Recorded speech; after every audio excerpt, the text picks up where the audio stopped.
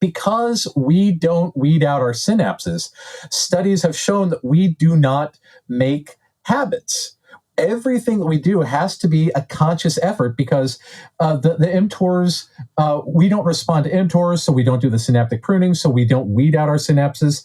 So our brains are endlessly hyper-connecting. We are constantly making new connections. We will make connections around connections. We will do all kinds of stuff. And every action we make is somewhat deliberate, including breathing. We have bad habits with breathing, which is why so many of us have non-obstructive sleep apnea, because we forget to breathe because we can't even make a habit to breathe.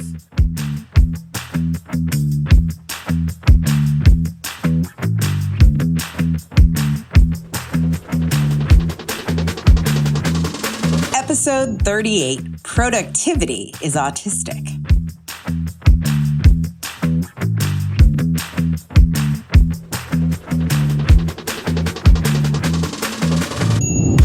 Welcome to the Autistic Culture Podcast. Each episode, we dive deep into autistic contributions to society and culture by introducing you to some of the world's most famous and successful autistics in history. Before we get started, a quick disclaimer on how we use the word autistic. The purpose of this show is not to diagnose the people or characters we discuss as autistic. While some may have announced being autistic, what we're really sharing here is our observation of what is representative of autistic culture.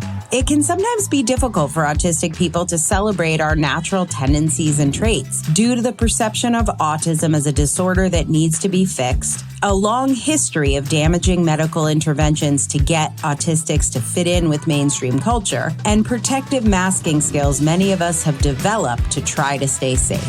Whether you are autistic or just love someone who is, your hosts, Dr. Angela Loria, the linguistic autistic, and licensed psychological practitioner Matt Lowry, welcome you to take this time to be fully immersed in the language, values, traditions, norms, and identity of Autistica.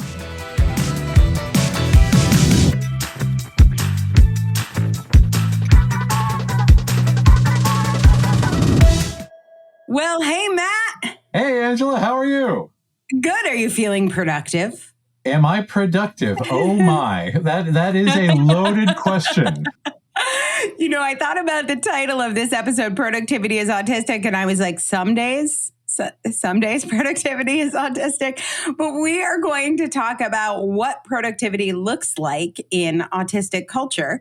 And I will say we are just coming off of a summer hiatus, which was incredibly productive for me, even though we were not recording episodes, because taking that break helped me think about new episodes I wanted to make, helped me connect with our listeners and our community. And it helped me to keep making this podcast super fun to create. And I think like part of productivity being autistic for me in autistic culture is like not just doing stuff because it's on the schedule and building in lots of breaks and building in lots of space so that like you actually enjoy what you're doing and can notice and have the time to notice if you are not enjoying what you're doing. So I thought productivity would be the perfect back to school episode. I think that's good for parents, for kids, for everyone. Yeah. So, but what really triggered this was I have joined a whole bunch of autistic groups just to get some ideas for episodes. And a woman named Jessica Roach in the Autism Late Diagnosis Self-Identification Support and Education Group, which I will link to in the show notes. That sounds like a good group. Yeah, it's a great group. It's a great group. And she posted a very hot post that got me going. This was her post. She said, has anyone read Atomic Habits? I just heard a podcast interview with the author, and it sounded like it could be useful, but I'd love to hear a review through a neurodivergent lens before I seek any time into it. And man, were there votes. Votes, you say? Yes. Well, there weren't votes. There were just comments, but I did a whole content analysis of the comments. I created a spreadsheet. I divided the content, the comments into categories of positive, negative, and neutral. Obviously, I did, Matt. I know you're not surprised. I do have a pie chart on this. And I just love that your first instinct is, let's go Excel on this. yeah, exactly. Obvi. So 43% of the comments were negative.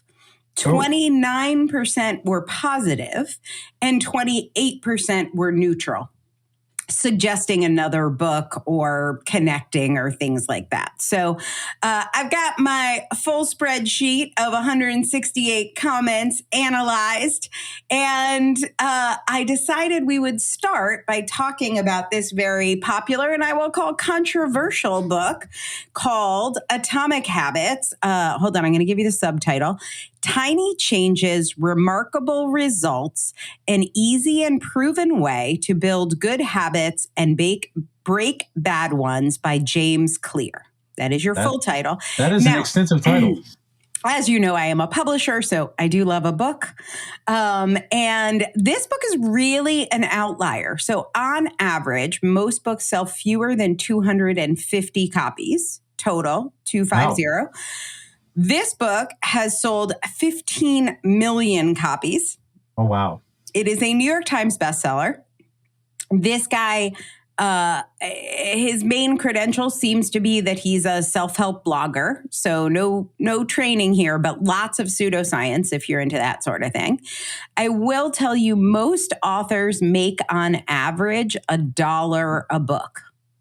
So I will say he was very, very productive here because this is a $15 million book, probably after his agent is paid and the publisher is paid. So apparently pseudoscience is in, my friends. People love this stuff. Basically, the book is, I'm going to call it a dog training manual for humans. Oh, fun. It's operant conditioning. We got a little Pavlov's dog action here. Which is great, if you're a dog. It is fantastic for dogs, yes.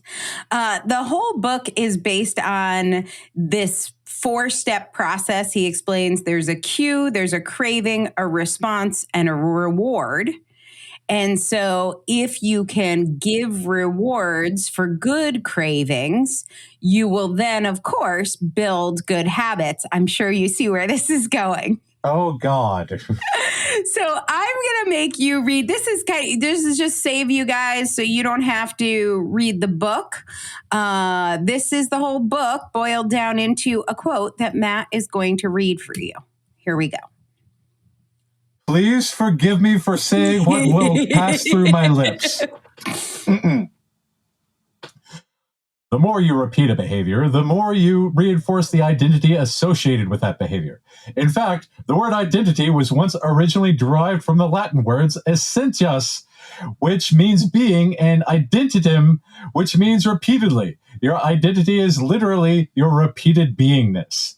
Your habits shape your identity, and your identity shapes your habits. Identity is the North Star of the habit change. That was almost a sentence.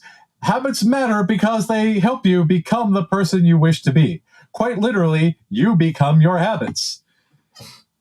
This is the song that never ends. It just goes on. Have you ever seen the snake eating its tail? Oh, God. So it's so true. I mean, oh, my God. This is such a reductionist view of humanity and cognition. And what are the credentials of the person who wrote this book? He is a blogger.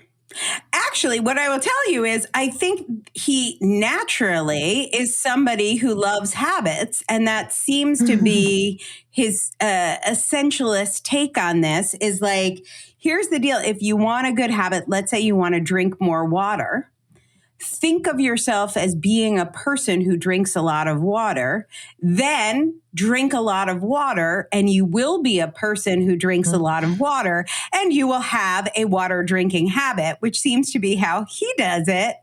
And you can do it too, my friend. I want to make sure that our audio engineer includes audible groan. Yeah.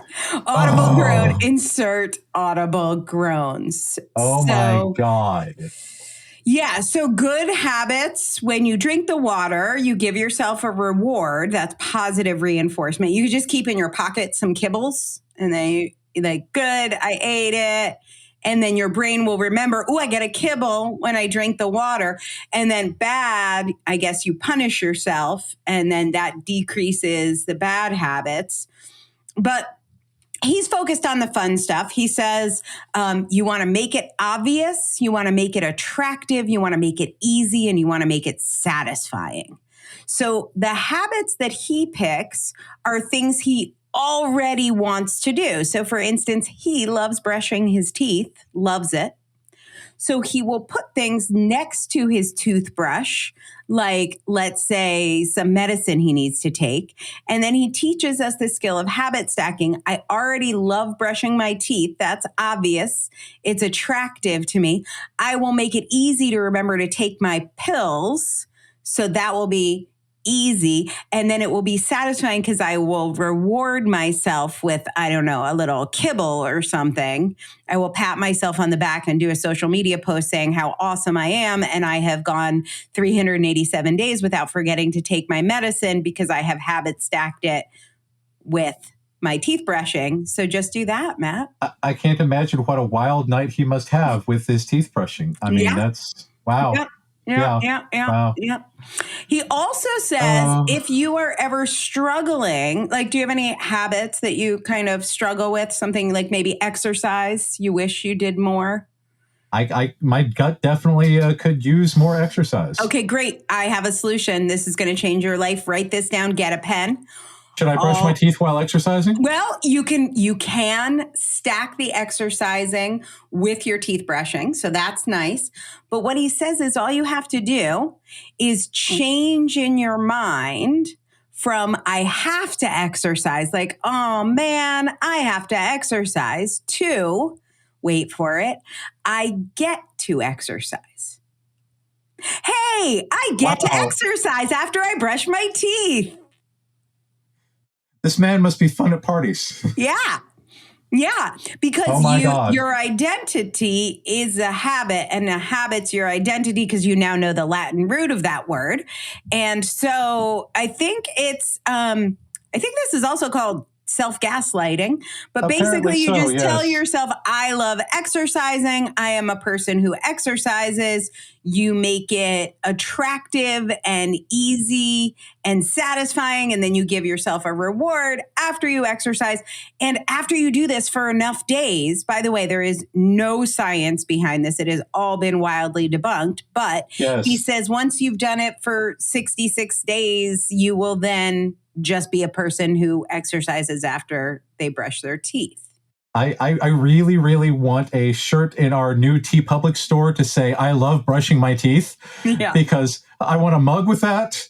That's...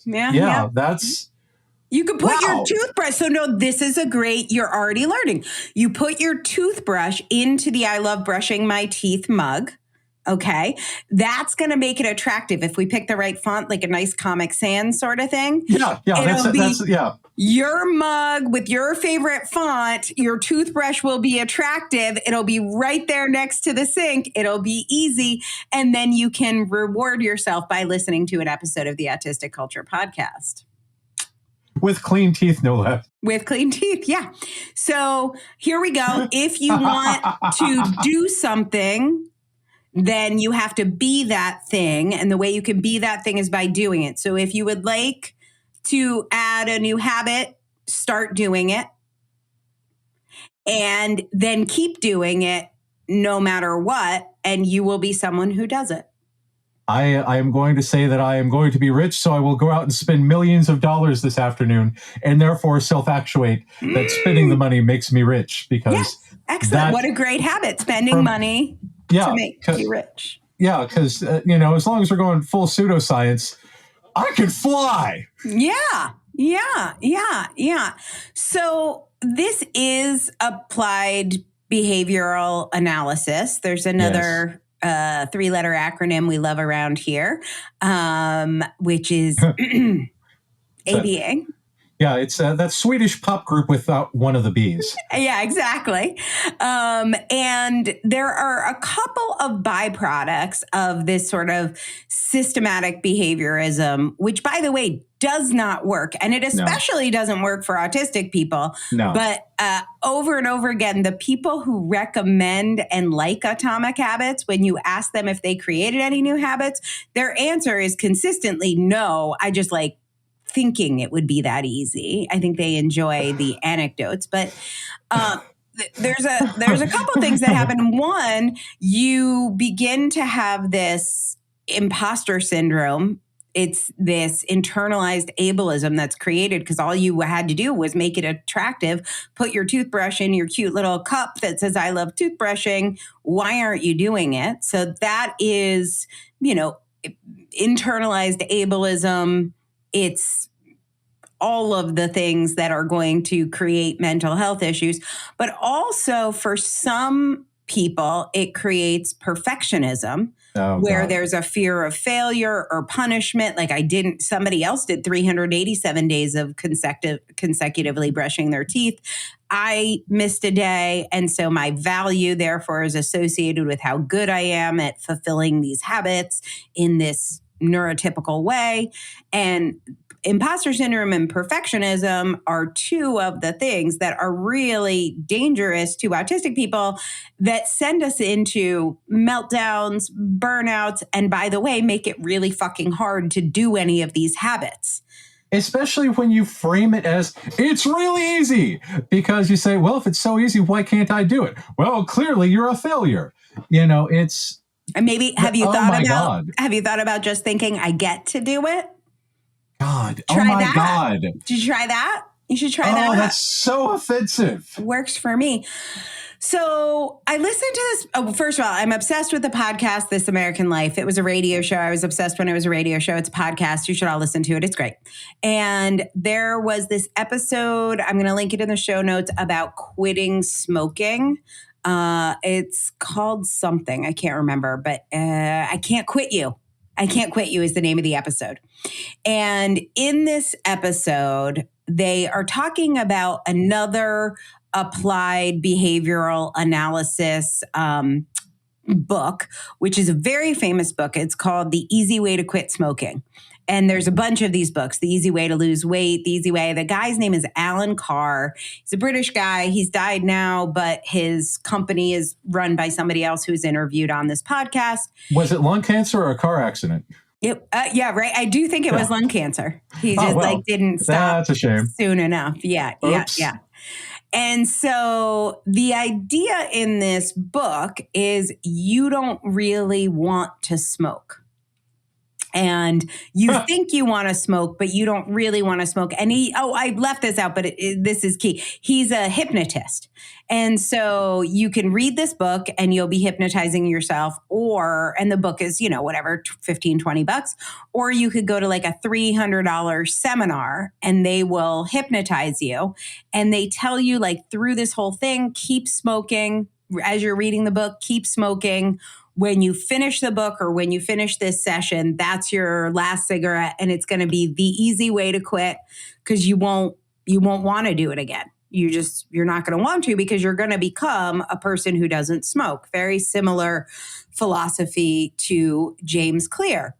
And so James Clear, I'm going to give you another one of his quotes. He likes to talk about smoking a lot in his book as well. Here's what he says about smoking. I'm going to need to brush my teeth after this passes through my lips. What you crave is not the habit itself, but the change in state it delivers. You do not crave smoking a cigarette. You crave the feeling of relief it provides. You're not motivated by brushing your teeth, but rather by the feeling of a clean mouth. See what I did there? I thought I was beating a dead horse with the teeth brushing, but no. He's really into that. This is going to be a running gag today. All right. Well, we're committed. So that's it. This is it. And so on this podcast, they have this guy. Oh, I should say the host for this episode or for this story had been trying to quit smoking because he had I think it was like a pre-lung cancer diagnosis. It was like, you got to quit, dude. You're going to die. So he gets Alan Carr's The Easy Way, and he does not quit. He does not magically just become someone who gets to not smoke. He still wants to smoke. It's like literally, and he's not smoking. He does quit, but he's fucking miserable.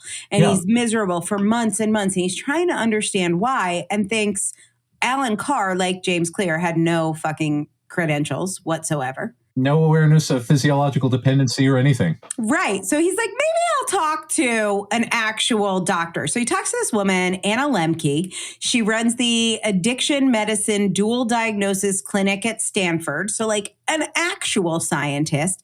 She wrote a book called Dopamine Nation. And what she learned in this study is that nicotine increases dopamine levels by 150%. Wow.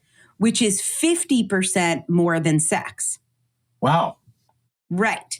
And so what this study that Anna Lemke did says is that you create this elaborate, and they measured it, studied it, did actual science around it instead of just an opinion that you should just not smoke because you crave the state it delivers. That's an excellent methodology. I approve. Go on. Yes. So she said, what happens is by smoking, every time you smoke, you've created an elaborate neurological circuit around smoking.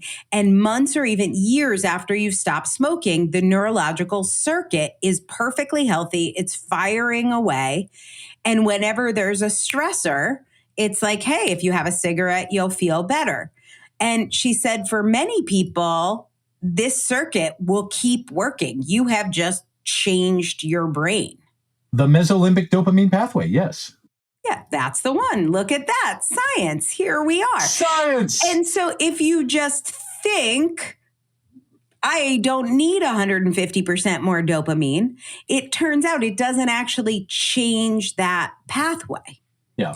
So there is an actual scientific reason why just not smoking didn't solve this podcaster's problems. This is what Anna Lemke said to him. This should be much better. Yes. So we used to include nicotine replacement therapy just to help people quit. But more and more, we're now using them in the maintenance phase where people are just using them for years to decades. And again, the thinking there is that, wow, the ideal is that with sustained abstinence, your brain would heal and you return to whatever your pre-smoking baseline was. But in reality, what we see is that some people don't get to that place and that they may need some form of nicotine to feel and function okay going forward indefinitely. Right. Even if they get Atomic Habits by James Clear. Yeah, because for some reason, just happy thoughts are not enough to rewire your brain. Who'd have thought? Right. We love hearing from our listeners. So head over to this episode on Substack and leave us your comment. It's Autistic Culture, all one word, .substack.com. That's autisticculture.substack.com. So here's the problem that we run into, and I've got lots of good autistic productivity to share with you, but I want to explain why, even though 29% of people in the late diagnosed autistics group like this book, why I think it's so dangerous and harmful for autistic people, and why it has no place in autistic culture, in my opinion. Because if you are telling yourself, hey, I could just build a habit by doing it repeatedly, I'm going to do it for 60 days and I'm going to magically do it, and then it fails, you are going to feel very crappy about yourself. Oh, very. And it has a trickle down effect, and it will decrease your productivity. That's one thing. It is not going to help you make more or better habits. And I know for me, this, I knew how to do all these habits. I was actually, when I was masking, so after I was diagnosed, I was like, okay, here are all my weaknesses. Here are all my shortcomings as a person with autism that I need to make up for. So I'm going to make up for them by reading every single self-help book, every single productivity hack, and I'm going to do a really, really good job with these. I like that you came in from the research angle. Yeah, of course, right? I went all in. I'm like, I am going to master all these neurotypical skills. They're going to be harder for me.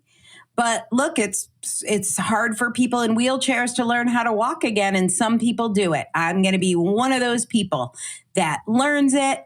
And every time I would feel any sort of like guilt or shame, I would be like, let's put the rewards in place. Let's put the punishments in place. I actually used to teach this to my clients, like rewards and punishments, and let's build a schedule. And I was in a position where I could hire people to just like follow me around and make sure I was doing all my good habits. And then through mostly COVID, but some other things that were going on at the time, I dropped into autistic burnout. Yeah. And I didn't really know it was autistic burnout. I just thought it was burnout, but it's okay. I wasn't that worried. I slept for a week. Everyone kept calling it the pause. This is March of 2020. I'm like, I'll sleep.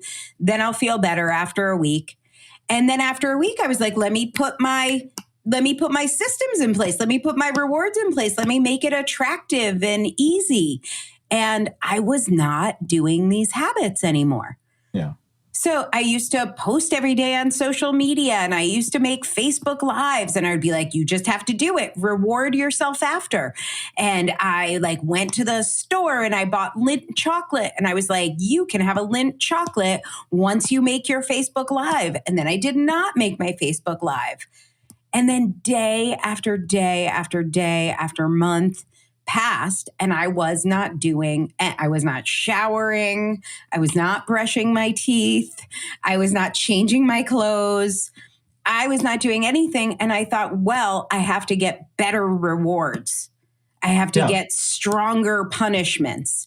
I have to make it more attractive. I have to make it easier. And none of this was working, Matt. No kidding. Yeah. So I guess I wondered from your from more autistic centered therapy. I was going to a therapist at the time, and she was the one who was sort of telling. I mean, she's a great therapist, but she was like, "Okay, what are you going to do by the time we meet next week? Let's make a list of goals. How are you going to reward yourself?" So obviously not autistic-centered therapy. Didn't think I needed that. But what do you think? Why do you think these productivity tools don't work? Why can't we just beat ourselves into submission as autistic people? Because that's not how our brains work. Because, okay, so right now, the current research says that all of the TISM is due to our responses to mTORs, mTOR, mammalian target of rapamycin. And in most people, in neurotypical people, these mTORs cause a thing called autophagy, where your neurons, there's a chemical that's emitted in your brain that naturally dissolves synapses that aren't being used. And that way you can change pathways through what we call extinction, where if you burn out a pathway and you say, well, if I smoke it, I smoke it, I smoke that, I won't smoke anymore because I've burned it out. Or if you are able to condition yourself that you are going to change these pathways. But again, even that doesn't work with neurotypicals because of the mesolimbic dopamine pathway, because the mesolimbic dopamine pathway is essentially the Grand Canyon of your brain, which was eroded over years and years and years and years of dopamine passing through this. And it's a structural change, and you can't change that because that's a whole other thing. But because we don't weed out our synapses, studies have shown that we do not make habits. Everything that we do has to be a conscious effort because the mTORs, we don't respond to mTORs, so we don't do the synaptic pruning, so we don't weed out our synapses. So our brains are endlessly hyper-connecting. We are constantly making new connections. We will make connections around connections. We will do all kinds of stuff. And every action we make is somewhat deliberate, including breathing. We have bad habits with breathing, which is why so many of us have non-obstructive sleep apnea, because we forget to breathe because we can't even make a habit to breathe. So when you say, yeah, I really need to quit smoking or quit drinking or whatever, there are so many people, so many autistic people in the world that have dependency issues because we live in a world full of chaos. And if you need that extra nicotine to get through the day, if you need to numb yourself with weed or numb yourself with alcohol or numb yourself in something in order to get through all of this chaos, it's going to be very, very difficult to stop because you don't have any way to mitigate all that chaos. So one of the things that we're working on right now, I've got some friends who are very, very interested in this topic and are studying it from an autistic perspective and trying to work on autistic substance abuse-centered treatment. But again, that's years and years away. And hopefully we can start to implement some of this stuff at Arcadia, our new autistic-led autism center, because we're planning on doing a whole bunch of research, but we'll talk about that later on. But autistic-led health center, right? Autistic, yes. Yeah. Because it's going to be all of these services, OT, PT, SLP, nurse practitioner, all these services for people led by autistic people. So because it's different for us. And then when you're reading something, and I mean, Atomic Habits, these lessons are just in the air. You'll pick it up in TV shows, obviously New York Times bestselling books. Your drunk uncle at Christmas is going to be like, hey, why don't you just set a timer and tell yourself you're going to exercise every day at 5 a.m. And when they don't work for us, this is part of our whole wrong planet thing where we're like, I must be on the wrong planet. Like, that didn't work for me. What's wrong with me? Am I broken? No, you're not broken. You're autistic. And these tools don't work. And even if you look at like the original behavioralism, like Pavlov's dog, they get the reward and then they drool. They hear the bell, they get the reward, and then they drool, and then they could just hear the bell and they drool. That was all automatic. Yeah. They were automatically drooling. We don't automatically do things like that. Yeah. Skinner made a lot of work with pigeons, but pigeons are not sapient. Right. Pigeons do not have the complexity of thought that humans or dolphins or a very exceptional woodchuck has. Yeah. So, there's a reason that these things don't work for us. But autistics have spiky profiles when it comes to productivity. And so especially if we are in a monotropic phase, if we are, for instance, making pie charts of people's comments in autistic websites about James Clear books, we can be incredibly productive, more productive than neurotypicals in a very short amount of time. We can get stuff done and get it done well and at a deeper level that most people can't. And then we get a lot of credit from neurotypicals. They'll be like, oh my God, I love how productive you are. I'm going to give you more and more work. And this fits very nicely in America into our Puritan work ethic. Bootstraps. The bootstraps, the productivity gospel, the idea that your value is tied to your productivity. And so when we're being super productive in our special interest, we feel good. And when we are in a place where we can't, remember to brush our teeth or take our medicine or go to the gym or drink water, then we feel like, we are worth less. We are less valuable as humans. If you ever get a chance, Dan Harmon, if you're listening, I know you love podcasts. Please reach out to us. I would love to talk to you. But there was a documentary, Harmontown, about Dan Harmon, the creator of Community, the creator of Rick and Morty, the co-showrunner of Strange Planet now, also very autistic. But the documentary showed his burnout after being fired from Community, where he just wanted to tour the country and do his podcast. And repeatedly. There's these issues with where he has these meetings with network executives of saying, yeah, get that script to us, get that script to us, get that script to us. But he cannot do that because that's just not how he is able to work. And talking about on Community, he would work and work and work and then not deliver it until like the day of shooting. Right. Because that's how his brain works. That's how we do it. And, yep. And it's a fantastic...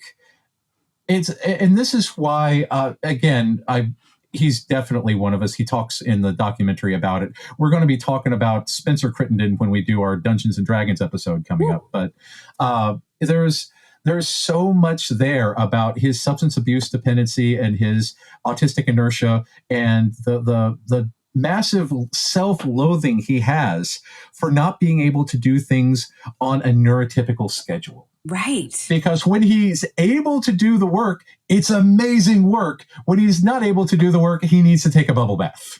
And exactly. And that is what I want to talk about, because in Autistica, in our magical land that we live in, a land where autistic culture is the dominant culture, there are ways that we accomplish as much or more than people on the neurotypical planet, neurotypicalis. But it does not require this sort of schedule. And I wanted to get advice, and we want to hear more from you guys this season. So give us your productivity ideas and methods that work for you. But I took to Twitter, which I guess I will call X, but it's hard for me. But okay. I took to Twitter. I'm not calling it X. The least copyrightable name ever. I can't. So we're going to call it Twitter. So I went to Twitter and I looked up actually autistic hashtag posts that mentioned productivity. So I was like, let me find what I have my list. I'm going to share it with you. I want to hear your thoughts on it. But I was like, let me look on Twitter for this. And obviously Twitter is a vast land of tech bros. And everything I found about autistic productivity was this creepy, wild tangent stuff. Oh, yes. Oh, this God. guy, Alex St. John. Yeah, you want to tell this story? Oh, Alex St. John was the head of the gaming company Wild Tangent, and he made this famous presentation about how his methods for becoming so successful, and his methodology included essentially enslaving autistic people. And he put this presentation online because he was very proud of it. After lots of intense feedback, he later took it down. But if you want, you can still find it on the Wayback Archive because the internet never forgets. The presentation is called Recruiting Giants by Alex St. John. And some of it includes a slide that says, the young, the old, and the useless. He says that nothing beats youth for speed and innovation, hire for passion, persistence, and IQ. Work them, quote unquote, too hard. It's good for them, and the only way they'll get seasoned. Get them as interns while early in college, if possible. They're not entrenched in bad habits. They haven't learned wage slave mentality yet, and they don't need to be untaught. 5 kids to 1 old mentor engineer is about right. And it says, quote, be on the lookout for the Holy Grail, the undiscovered Asperger's engineer usually found on open source forums. Because they have no social skills, they generally marry the first girl they date, they can't make eye contact, their resume and educational background is a mess because they have no social skills, they work like machines, don't engage in politics, don't develop attitudes, and never change jobs. Yeah, exploit those motherfuckers and their productivity. Yeah. And that's and there's if you get a chance, read the whole thing. I've downloaded it because, again, pertinent to our interests. It's on the Wayback Archive. There's stuff about how you need to target, because again, this is very sexist, target the girlfriend of the autistic person, because the girlfriend is always interested in money, and you can force the autistic person to do anything because the girlfriend is a money grubber. So Yeah, it's all remarkably pathologizing, remarkably horrifying, and you definitely should check it out. And this is what is perceived as autistic productivity when we are kind of in the autism speaks world of autistic people need to be fixed. The good things autistic people do is they're super productive. The bad things are, sometimes they aren't. Let's fix it by giving them a copy of Atomic Habits, I guess. Yeah. Because that's going to work. In Autistica, the way that we see it is that productivity comes from monotropism. And when you hit on it, when you're in the flow, like enjoy it. It's amazing. Create as much in your life as you can that will make that conducive to happening. So you might have certain challenges or other issues you're dealing with or marginalized identities that you cope with that make that harder. But the more you can be in a state of flow and enjoy your special interest and lean into them, especially when they're rich and ripe and bubbling, do that because it is nurturing and healing.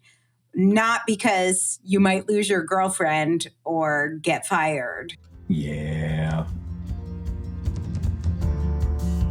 We love sharing stories of autistic culture. And if you are seeing yourself in any of these stories and you're wondering if maybe you're one of us, or maybe you're already diagnosed or self-diagnosed, and you want to know if Matt can help you live your life better and be more authentically autistic, check out his website at mattlowrylpp.com.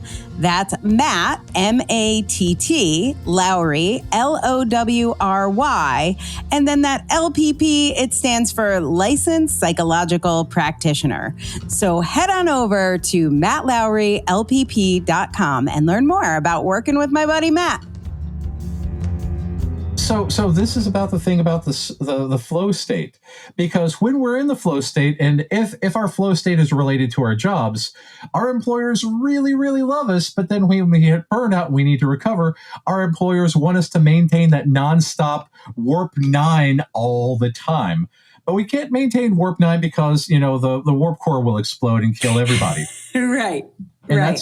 that's not something that the Aulistics understand. They want constant productivity all the time. But it's not just constant productivity. It's a pretty low, banal state of productivity. Yeah. And this is a big thing about working from home, because they say, well, people just pretend to work from home. Like, what do you think we're doing in the office? Right. Yeah. Right. We're trying to survive the day most days. So when an Aulistic assumes they see us in a super productive day, the day we turned in the manuscript that we wrote in 24 hours for an episode of Community or whatever, they think it's possible to always do that. Yeah. But it's not just a switch you can flip. And if you can flip it, like by using Atomic Habits and rewards. Or cocaine. Or cocaine. Yep. Great suggestion there. Yeah. It will lead to burnout or worse. Yeah. And I think we get confused because of all those rewards, all the dopamine hits. Oh my God, this is amazing. This is amazing. Yeah. It's very difficult to turn down that appreciation. And then when it's not there and you just can't crank it out, it's like, where did it go? Why can't I do it right now? Yeah. And that's where the internalized ableism hits. And that makes the burnout all the worse, because you blame yourself for not being able to do that thing that you could do yesterday, but can't do today. Right. And it's real. You can't do it. You're not making that up. Is this where autistic inertia comes in? Oh God, yes. Yeah, that's so that's the thing. Inertia is a body at rest stays in rest, a body in motion stays in motion.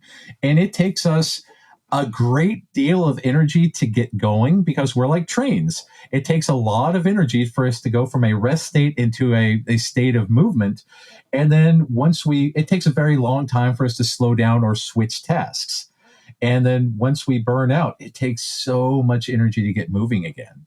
Right. And this is why we need so much recovery time and so much self-care and building a life where we don't hit burnout as often, because I would like to say live a life where we don't hit burnout at all, but I haven't met an autistic person who's never experienced burnout. Well, capitalism, though. Yeah, exactly. Is that possible? I mean, obviously, we're not experts here, but make introductions if you know someone who is. I wonder in like an indigenous culture, if it is less likely for autistics to hit burnout because they aren't expected to produce with this Puritan work ethic. Obviously, that whole productivity gospel ties into white supremacy. It ties into capitalism, and it ties into the pathologization of autistic people. And this is one of the things that is fascinating because the Western culture, burnout, productivity, all that kind of stuff, the burnout is what leads to adults getting diagnoses because they don't have the energy to mask anymore. So the autistic people in other cultures who are able to effectively cope may not look as autistic because of masking. So this is a very, very interesting subject, and where we need to approach this from a cultural perspective instead of a mental illness perspective, because we need to look at these underlying traits like monotropism and autistic inertia and all these other things that make us who we are when we're not distressed, when we're not burned out, to figure out what the greater picture of autism is as a whole, from a societal standpoint. Yeah, what is it in its natural state? Yes. That's the question I always have. So obviously there is a lot of privilege to productivity as an autistic person, because not everybody has these luxuries, but to the extent that you can use some of these tools as opposed to the tools from Atomic Habits, please don't use them. They won't work. No. It's not great. But like no behaviorism, no cocaine. Don't do either of them. Neither works. But if it works for you, whatever, you do you, boo. But for me, one of the things that led to creating the circumstances for being in a flow state more often is having a schedule that supports me staying emotionally regulated as much as possible. Now, for me, that means working from home. I know everybody doesn't have that luxury, but if you can move towards that, even do that some of the time. And also, I space out any sort of meetings. I'm very careful about scheduling meetings. And I have a no shame, no guilt, midday naps, midday sleeping on the couch, even though I'm working from home. I work when I'm working, but I rest a lot Everybody more needs than a people good nap. might think. Yeah, sometimes I'm just like zoning out, staring at my phone. Sometimes I'm just not talking or not having to be smart or on. Yeah. But I rest a whole lot more. And if I had a meeting that was late last night and I just started to feel myself, maybe it feels a little like claustrophobia. I feel like buzzy, my tongue gets numb, my ears ring. I'm like, I got to get out of this. And I get the buzzy feeling myself, and it's very interesting. And it feels buzzy. Yeah. I'm like, I gotta go. This isn't right. And it was something we were on. So this would have tripped me up in the past. So we were, I've talked about this on this podcast. I ended up joining this board. I told them 10 times, you don't want me on your damn board. I'm autistic. But anyway, I joined this board. They've been incredibly accommodating. Like, I speak up for my needs and everyone's super. And then like now our board president is like, I just got diagnosed as ADHD. Everyone's like coming out as neurodivergent. It's great. Everyone's like owning it. It's awesome. That's excellent. And we were on a deadline for a vote, and the vote had to happen and I had to be there. And I have been doing a VIP day with an author in Australia. So my hours have been kind of upside down. We're working on a super cool book, but I'm working on it like late at night and my sleep is off. And I knew I was on deadline and I started getting that emotionally dysregulated feeling. And I was like, this is a volunteer board for my apartment building. What is going to happen if I don't vote on this nonsensical matter this is not my health. This is not my child. This is not my partner. Reducing non-essential tasks. Yes. Yeah. And I was like, hey, I know this is going to sound weird, but I actually have, I like have to stop talking. I'm like, my body is telling me I am done talking for today. And so I'm going to put down the phone and you can just register my vote as abstained. And if we have to revote later or whatever, or if you need to remove me from the board so you can vote, do what you got to do. I'm hanging up this phone. Yeah. Yeah. And I Healthy wasn't boundaries. moody. I wasn't like bitchy about it. I was like, I can tell I'm getting signals that there will be greater consequences for all of us if I don't put the phone down. Yeah. Yeah, because you have to manage your energy. You have to manage your spoons. You have to manage your hit points. You have to manage your spell slots. Whichever metaphor you want in this, you have to take care of yourself because otherwise, again, that's the quick way to burnout. Right. And I was just like, most things don't matter. Like most things don't matter. A lot of things you can get out of. Yeah. And so I was just like, oh, whatever, I'll deal with the consequences. And then the next day, this was, I think, 8 or 9 at night. And I just like went to bed. I was like, I'm done daying. I'm done. And the next day I was moderately productive, not my most productive day, like didn't turn out a, script for a TV show, but I was able to function. And otherwise I would have lost a whole nother day to vote on an issue about where to put a bulletin board in my apartment building. Yeah. It's not worth losing a day over. Because where the sun don't shine is not one of the options they'll appreciate. Right. Like our show? Here's how you can help. When you tell someone about this show, it helps make the world a friendlier place for autistic people. And when you rate or review us in your podcast player, it helps people find us. It really matters. And if you're PDA, I totally understand. You can not do this and it will still work out. So that is, that's one of my atomic habits for autistic people is create a schedule that supports emotional regulation, understand how autistic inertia works. And if you're in a down, you're in a down. If you're in an up, lean the hell into it. If you've got a new special interest, it's like having a new relationship. Read everything. You'll be able to read 15 times more books than you will if you're in a down. But if you're there, go for it. And then for me, for the times when I'm really struggling, especially with executive functioning, I have a lot of visual aids, reminders, and mostly my partner who just like brings me things like water and tells me to put the phone down and go to the bathroom. But you need that. Yeah. So I have support for those things because I know I'm not going to naturally do them because I did it 66 days in a row. And there was some fake study that showed that was supposed to make me just be somebody who loves doing those things. Yeah. The pseudoscience. Yes. Hoarding energy. So in our autistic culture, we hoard energy. When you've got it. Use it for what matters. Prioritization has become really important for me. So figure out what you want to do when you have that energy. And when you don't have the energy, if you are someone who can push through, which I was, just know the long-term consequences of pushing through are not going to be worth it, in my opinion. You're borrowing energy from the future to get through today. And sooner or later, you will go energy bankrupt. You will go bankrupt. So I loved, this was a post that I read on Twitter when I was looking for autism secrets for productivity. And this one really captures perfectly for me. Actually, I'm going to have you read it, Matt. This is my productivity system. Somebody else wrote this tweet, but here you go.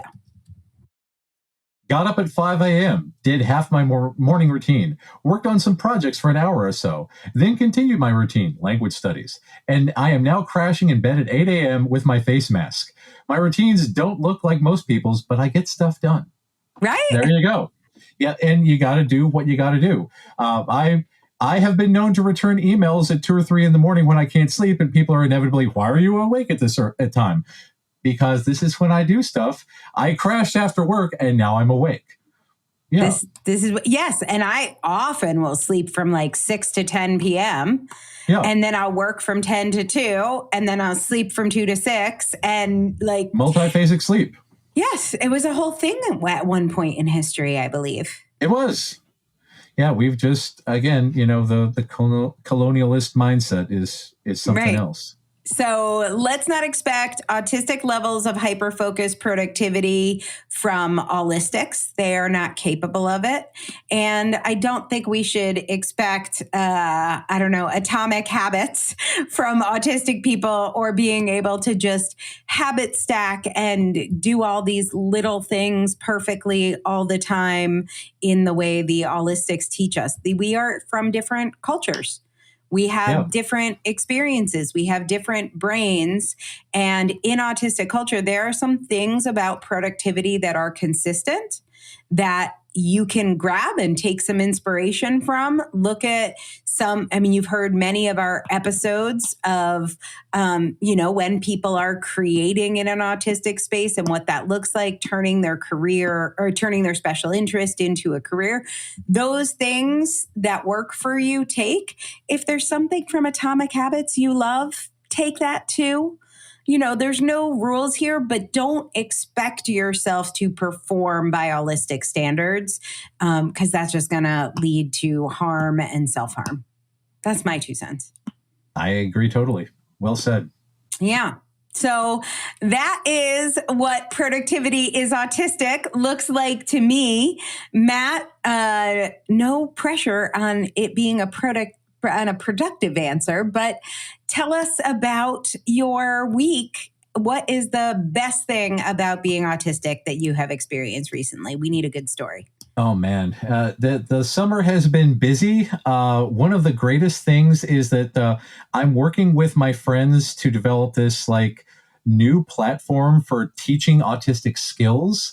And we're going to have people who, donate videos and donate time. And it's going to be this massive repository where people can share experience, like how to get through, productivity, and how to maintain yourself at work, how to maintain energy regulation, learning about interoception, learning about proprioception, learning about autistic sexuality, learning about all these topics that you won't find elsewhere because you need autistic people to learn from. So we're recruiting so many autistic creators, so many autistic entertainers, so many autistic people to make enjoyable, creative content, very much inspired by Sesame Street, because the minds behind Sesame Street's so autistic. Yes. But we want to make this giant repository to help people learn how to be more effectively autistic. And I think it's going to be a great, great project. And I'm very, very excited for it. I love that. And what it made me think of, so many of the letters we get from you guys are people who have kids or partners that are autistic, and you are not. And I think just even listening to this episode on productivity and realizing, oh, I've been expecting my daughter to do this, or I've been expecting my husband to do it this way. I keep suggesting to him, why don't you just think of yourself as a non-smoker, or whatever it is that hasn't been working. Understanding productivity, we're still productive. It looks different. And so for all of the topics you guys are going to cover in those courses, even if you're not autistic, watching those courses and just understanding this essentialist approach that we take to how to do everything, how we do whatever sex, whatever the thing is the way everyone should do it, leaves a lot of people out. There's much more diversity, and a lot of those ideas just don't work. They just don't translate. So even if none of the lessons work for you to make you more productive, or whatever the class is on, maybe you will learn a way to more generously perceive the people in your life that are autistic. Neurodiversity. That, oh yes, indeed. So here's to neurodiversity. Here's to you guys. Head over to this episode on Substack to leave us your productivity tips. We will share them in a future episode. If you loved Atomic Habits, it's okay. I still love you. 29% of you did. I think you're wrong, but you can share I love your brushing my teeth now. Yes. Meanwhile, Matt and I are going to go make some toothbrush mugs with Comic Sans fonts. We'll have that available in our TeePublic store soon. Stay tuned. Bye, everybody. Yay, merch. Bye. Thanks for listening to the Autistic Culture Podcast. If you like this show, you can help other people find it by taking a few minutes to rate and review on Spotify or Apple Podcasts. You can find out more about writing your book with me at differencepress.com. That's difference, DIFFERENCE, press, PRESS.com. Or getting a psychological evaluation or consult with me at www.mattlowrylpp.com. That's M-A-T-T, Matt Lowry, Lowry, LPP, as in licensed psychological practitioner.com. We hope you enjoyed today's episode. And remember, no one ever changed the world by being like everyone else.